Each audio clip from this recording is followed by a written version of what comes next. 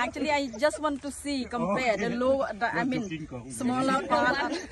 Menteri Rangba ke Jylla Konrad ki sangma ba ke Menteri ketenat kerep ke Riang ke Jylla ke kong amprin lingdo ka khan nutrik jemang kila lej benjengo ika apical rooted cutting polyhouse jong kerdam kla integrated village cooperative society bani kranya selong by dikot joka IVCS ki bayo jingmentoy na program penmi Symbai Phan. Menteri Rangba ulai ro ik jing treshitom ki nong rap haban hikai ban menteri kami ki rukam rap katkum bujing start sayan ba ulai ro ru ik kam balale da kenhon ha tissue culture lab ban penmi Symbai Phan ha bio research development center of Shillong.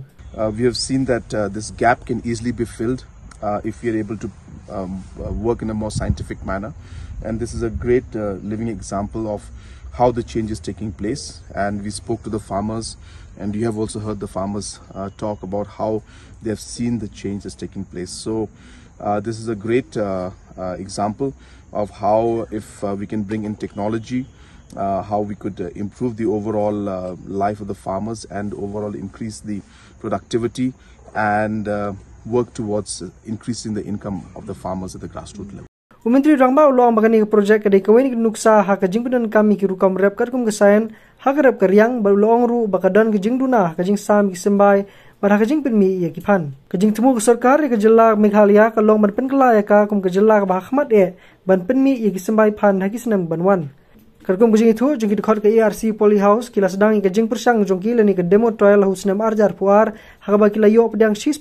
kilo Symbai Phan ba kila shem ba ka Jingpynmih kila nangki oh bai nujor bagi senam balaleng ba kila benrap ru bakani ke dei kadak ke ba musim.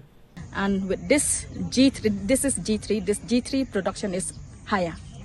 and that is why we feel very encouraged to have this CIP working here along with MBMA, that we have this G0 which is very strongest we can say compared to this G0 or G3, G4, G5, and we can find there we have another part of the plantation